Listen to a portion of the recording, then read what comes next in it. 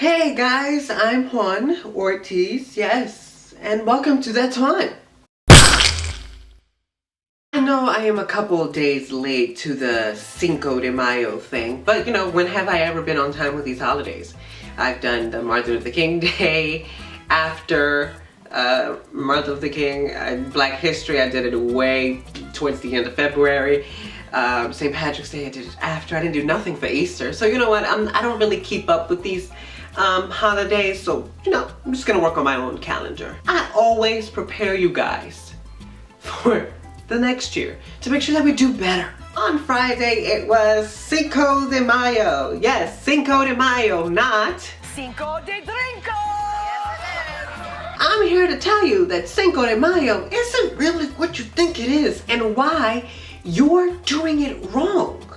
Or why you're even doing it at all. One, if anyone next year tells me happy Cinco de Mayo, get ready to catch these hands because I am not Mexican. I don't celebrate Cinco de Mayo. I don't need to. Had nothing to do with me, my people, nothing, okay? Cinco de Mayo is not a fucking thing, okay? Cinco de Mayo is not a thing. Glad we got that out of the way. Now I can tell you why. Cinco de Mayo, celebrated every year on the 5th of May, obviously, for those of you who don't speak Spanish. It's an American holiday that, quote unquote, celebrates Mexican and American culture. But does it really? When you see pictures like these and these, do we have a twisted sense of Mexican culture and a different picture of what Mexicanism really is? Celebrating Mexican heritage and pride, and it commemorates the Mexican army over the French forces in the Battle of Puebla back in 1862. It's also an excuse to drink tequila on a Monday morning at work for Louis.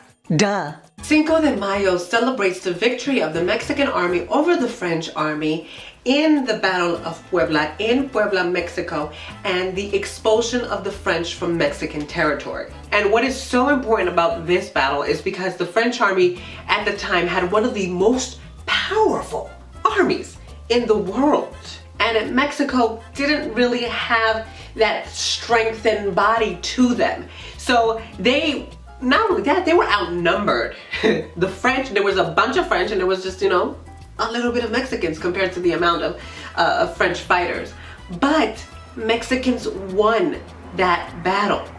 During the same time that the Battle of Puebla and the Mexican-French conflict was happening, here in the United States, we were engaged in the Civil War. The South versus the North, the Confederacy versus the Union. The reason why the French were in Mexico was so that they can help the Confederacy and they could win the Civil War. But what they didn't expect was for Mexico to win. Got all the French out, which basically pivoted the Civil War here in the United States and helped the Union, the North, beat the South in the Civil War. Those Mexican Americans that were here in the United States at the time wanted the Union to win. So Mexico was in favor of the Union, and that's why Cinco de Mayo can kind of relate to United States and US history because it turned around the Civil War per se, but it's still not the reason why it's celebrated. A couple of months back, I spoke about St. Patrick's Day and how St. Patrick's Day is basically generalized to celebrate the Irish culture and heritage. Well, the same thing happens here with Cinco de Mayo. Cinco de Mayo is generalized to basically being the entire Mexican culture and being such a big deal for Mexico that we just celebrate the entire culture per se, kind of. Images and the party themes that start forming around Cinco de Mayo are cartoonish stereotypes of what Americans see Mexicans as in order to sell a buck. So like St. Patrick's Day, it's basically just a day to drink and to make a mockery of someone else's culture. So is Cinco de Mayo Mexicans' Independence Day? If I hear one more fucking person say that Cinco de Mayo is Mexicans' Independence Day, I'm gonna go nuts. No, a big fat no. It's September 16.